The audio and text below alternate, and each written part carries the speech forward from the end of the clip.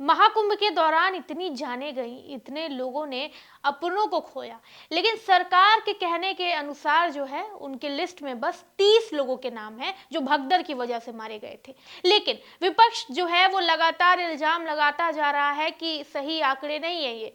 तो आखिर क्या छुपा रही है सरकार, या मुआवजा देने से पीछे तो नहीं हट रही है वो। दरअसल दैनिक भास्कर की एक रिपोर्ट सामने आई है जिसमें कई परिवार ऐसे हैं जिन्होंने अपने दुख को साझा करते हुए कहा कि हमारे घर में जिनकी मौत हुई है उनके नाम जो है वो लिस्ट में नहीं आए हैं, यानी मुआवजा भी नहीं मिला और लिस्ट में नाम भी नहीं है। चलिए समझते हैं इस पूरे मामले को। 28 जनवरी को कुंभ में उमड़ी भारी भीड़ ने कई लोगों की जान ले ली। सौम्या श्रीवास्तव की मां नीलम श्रीवास्तव भी उन्हीं में से एक थी। सौम्या जब अपनी मां को खोने की आप बीती सुनाती हैं तो उनकी आंखों में से आंसू नहीं रुकते। मां कुंभ नहाने गई थी लेकिन फिर कभी लौट कर नहीं आई। भगदड़ में उनकी जान चली गई। सरकार की तरफ से उन्हें सिर्फ उनका शव मिला जिस पर 5 नंबर लिखा हुआ था। शव का पंचनामा किया गया और अंतिम संस्कार के दौरान एक पुलिस कांस्टेबल भी उनके साथ थे, लेकिन इसके बावजूद जो है सरकार द्वारा जारी मृतकों की सूची में उनकी मां का नाम नहीं था। इसी वजह से न कोई मुआवजा मिला और न ही कोई सरकारी मदद। नीलम श्रीवास्तव का परिवार प्रयागराज के प्रीतम नगर में रहता है। पति केसी श्रीवास्तव के फोन पर लगातार फोन्स आ रहे हैं कि उनकी पत्नी कैसी है, किस हाल में है। केसी श्रीवास्तव ने उस मनहूस दिन को याद करते हुए कहा कि परिवार के सभी लोग संगम स्नान करने के लिए जाने की योजना बना रहे थे। मैंने उनसे कहा कि 5 तारीख को उनके साथ मैं खुद जाऊंगा, लेकिन वो नहीं माने। उस रात मुझे बेचैनी हो रही थी, नींद नहीं आ रही थी। सुबह बेटे ने फोन कर बताया कि मम्मी नहीं मिल रही। फिर 1 घंटे बाद ये खबर आई कि वो इस दुनिया में नहीं रही। उनकी आंखें भर गईं। ये बात कहते हुए उनकी आंखों में से आंसू आ गए। एक गहरी सांस लेते हुए उन्होंने कहा, जिस दिन उनका जन्मदिन था उसी दिन उनकी मौत हो गई। हम साथ में जन्मदिन भी नहीं मना पाए। सौम्या जो मात्र 25 साल की हैं, वो बताती हैं कि उस दिन वो 7 लोग संगम स्नान के लिए गए थे।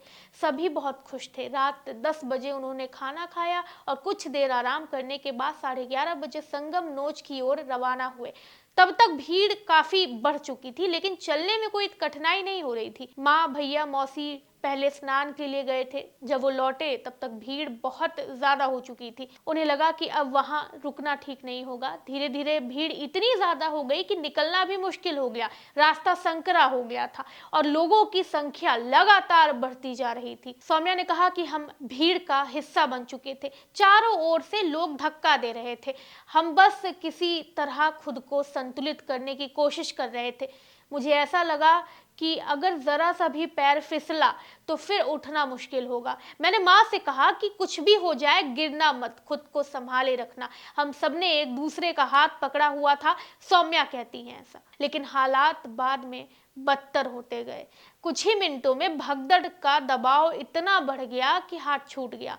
मम्मी बेटू बेटू चिल्ला रही थी। उनकी आवाज तो सुनाई दे रही थी, लेकिन वो कहाँ थी ये नहीं पता चल रहा था। मैं समझ नहीं पा रही थी कि वो है कहाँ। हमें लगा कि भैया उनके साथ होंगे, लेकिन वो भी नहीं थे। सौम्या और उनके परिवार ने हर जगह माँ को ढूंढा, खोया पाया केंद्र, लेकिन यहाँ भी कोई जानकारी नहीं मिली। घंटों तक वो एक अस्पताल से दूसरे अस्पताल तक भटकते रहे। अंत में उन्हें सूचना मिली कि नीलम श्रीवास्तव मेडिकल कॉलेज में है, लेकिन जब वो वहां पहुंचे तो देखा कि उनकी मां का शव रखा हुआ है। वो कहती हैं कि हमें उनकी लाश पे एक नंबर दी गई, एम्बुलेंस में पुलिस कांस्टेबल के साथ सौंप दिया गया। सबसे बड़ा झटका तब लगा उनके परिवार को जब सरकार की मृतकों की सूची में नीलम श्रीवास्तव का नाम नहीं था। इसका मतलब था कि परिवार को किसी भी तरह का कोई मुआवजा या सरकारी मदद नहीं मिलने वाली थी। परिवार के लिए ये अस्वीकार्य था। वो अपनी मां को खोने के बावजूद उन्हें न्याय नहीं दिला पा रहे थे। वहीं केसी श्रीवास्तव बताते हैं कि उस शाम जब सरकार ने मृतकों की सूची जारी की तो मेरी पत्नी का नाम उसमें नहीं था। ये बहुत दुखद था। हम सभी जानते हैं कि भगदड़ में मेरी पत्नी की जान चली गई। प्रशासन ने शव का पंचनामा भी किया। अंतिम संस्कार के समय पुलिस कांस्टेबल भी हमारे साथ रहे। फिर भी सरकार आंकड़ों में मेरी पत्नी का नाम नहीं जोड़ रही।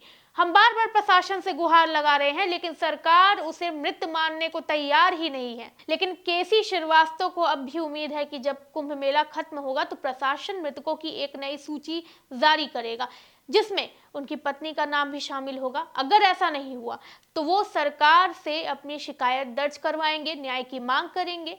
बेटी सौम्या श्रीवास्तव के लिए ये सब कुछ जो है वो एक भयानक सपने से कम नहीं था। वो बताती हैं कि जिस भीड़ में लोग अपनी जान बचाने की कोशिश कर रहे थे, उसी भीड़ में कुछ बदमाश गंदी हरकतें कर रहे थे।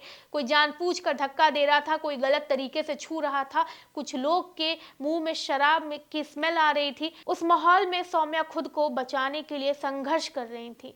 उन्होंने कहा कि मैं तो गालियां भी दे रही थी, लेकिन उन गंदी हरकतें करने वालों को कोई फर्क नहीं पड़ रहा था। कोई मेरी कमर पर हाथ डाल रहा था, कोई मेरे सीने पर दबाव डाल रहा था। समझ नहीं आ रहा था कि ये लोग कुंभ में स्नान करने आए थे या बदतमीजी करने। वहीं जब भगदड़ से किसी तरह बाहर निकली वो, तो सौम्या को एहसास हुआ कि उनके पास एक बूंद भी पानी नहीं है। तो उनका गला सूख रहा था, हलक जाम हो रखा था। लेकिन जब वो पानी खरीदने गई तो दुकानदार ने उनसे पैसे मांगे। उनके पास कैश नहीं था और ऑनलाइन पेमेंट वहां संभव नहीं थी। पास में बैठी कुछ महिलाओं ने जब दुकानदार को डांटा, तब जाकर उन्होंने उन्हें पानी दिया। उस दिन के बाद सौम्या बताती है कि उन्हें एहसास हुआ कि सांस से भी ज्यादा जरूरी जो है इस दुनिया में जो है वो पैसा है। अगर उनके पास पैसे नहीं होते तो शायद वो उस दिन पानी भी नहीं पी पाती। भगदड़ के बाद जब घर लौटने का वक्त आया तो किसी के पैरों में चप्पल नहीं थी। सौम्या ने बताया कि हमने सोचा कि दुकान से नई चप्पलें खरीद ले। जब दुकान पर पहुंचे तो देखा कि वहां कोई भी चप्पल जोड़े में नहीं थी। दुकान में केवल वही चप्पलें थी जो भगदड़ के दौरान लोगों से छूट गई थी। दुकानदार उन्हीं चप्पलों के लिए 100 रुपए मांग रहा था। उस समय उनके मन में बस एक ही सवाल उठ रहा था, क्या यहाँ आना सही था? काश हम घर पर ही स्नान कर लेते। सौम्या जब संगम स्नान जाने से पहले की बात याद करती हैं तो उनकी आंखें भर आती हैं। मैंने माँ से पूछा कि आपका जन्मदिन है, क्या पार्टी में क्या खिलाओगे आप? तब माँ मुस्कुराते हुए कहती हैं कि स्नान करने के बाद हम लड्डू और जलेबियां खाएंगे। उस दिन उनकी माँ बहुत खुश थी। उन्होंने अपने हाथों में आलता और नेल पॉलिश लगाई थी। घर से सज धज कर निकली थी, लेकिन वापस कभी नहीं आ पाई। दीपाली, जो सौम्या की बेहद करीबी हैं, उन्हें याद करते हुए कहती है, हम शाम 4 बजे हंसी खुशी घर से निकले थे, मेला घूम रहे थे, तस्वीरें ले रहे थे। सोचा था कि माँ का जन्मदिन धूमधाम से मनाएंगे, लेकिन ऐसा नहीं हुआ। दीपाली अचानक भावुक हो जाती हैं, सौम्या का हाथ पकड़कर सिसकने लगती हैं।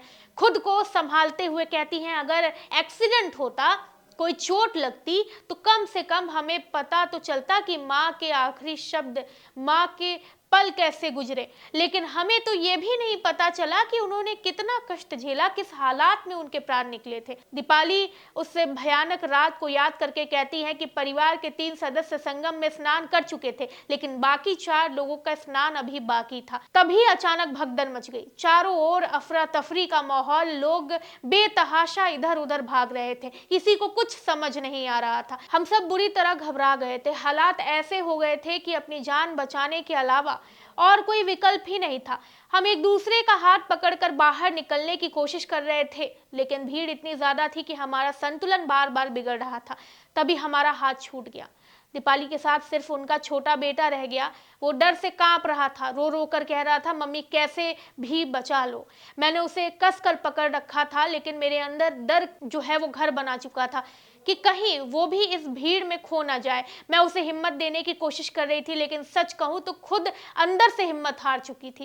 किसी तरह उन्होंने पास खड़े 2 लोगों का सहारा लेकर खुद को और अपने बेटे को भीड़ से बाहर निकाला। जब बाहर आई तो देखा कि बेटे के तन पर कोई कपड़ा नहीं था, वो सिर्फ अंडरगारमेंट्स में था। बाहर मौजूद पुलिस कर्मियों ने उसे कपड़े पहनाए।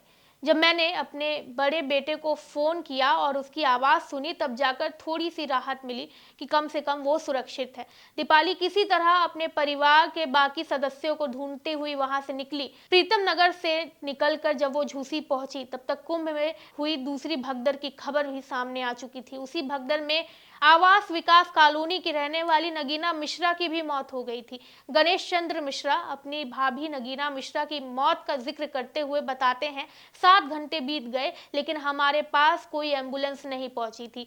पुलिसकर्मी आते, देखते और चले जाते। चारों तरफ अफरा तफरी मची हुई थी लेकिन मदद के लिए कोई आगे नहीं आया। इतने बड़े मेले में जहां लाखों लोग थे वहां कोई ऐसा नहीं था जो हमारी सुन सके। वो गहरी सांस लेते हुए आगे कहते हैं, भीड़ में कुछ लोग बदतमीजी भी कर रहे थे, हमें धक्का दे रहे थे, हमारे ऊपर जूते चप्पल फेंक रहे थे। हम भाभी के पार्थिव शरीर के पास बैठे हुए थे लेकिन कुछ लोग संवेदनहीनता की हदें पार कर रहे थे। शाम होते ही सरकार ने भगदड़ में मारे गए लोगों की सूची जारी की लेकिन वो सूची सिर्फ संगम नोच की भगदड़ से जुड़ी हुई थी। झूसी में हुई भगदड़ का तो कोई जिक्र ही नहीं था। गणेश चंद्र मिश्रा दुखी मन से कहते हैं, सरकार ने झूसी की भगदड़ को मानने से इनकार कर दिया। भाभी हमारी आंखों के सामने इस हादसे का शिकार हुई लेकिन सरकारी रिकॉर्ड में उनकी मौत हुई ही नहीं। अब हमें कोई मुआवजा या सरकारी मदद भी नहीं मिलेगी। नगीना मिश्रा के बेटे आशुतोष की आंखों में दर्द साफ झलक रहा था। वो कहते हैं कि जब हमें मां की मौत की सूचना मिली तो घर से 4 लोग उनकी डेड बॉडी लेने गए लेकिन वहां न प्रशासन ने कोई मदद की न पुलिस ने। खुद अपने दम पर हमें उनका पार्थिव शरीर लेकर आना पड़ा। इतने बड़े हादसे के बाद भी प्रशासन की बेरुखी देखना सबसे ज्यादा तकलीफ देह है। इन परिवारों के हालात देखिए, आस्था के साथ जो ये कुंभ में नहाने गए थे और देखिए आखिर क्या हो गया। इन परिवारों की कमी को अब कोई पूरा नहीं कर पाएगा। आप इस बारे में क्या सोचते हैं? इस रिपोर्ट के बारे में आपकी प्रतिक्रिया क्या है वो कमेंट सेक्शन में जरूर दें। वीडियो को लाइक करें, चैनल को सब्सक्राइब करें। मैं हूं कृति, धन्यवाद।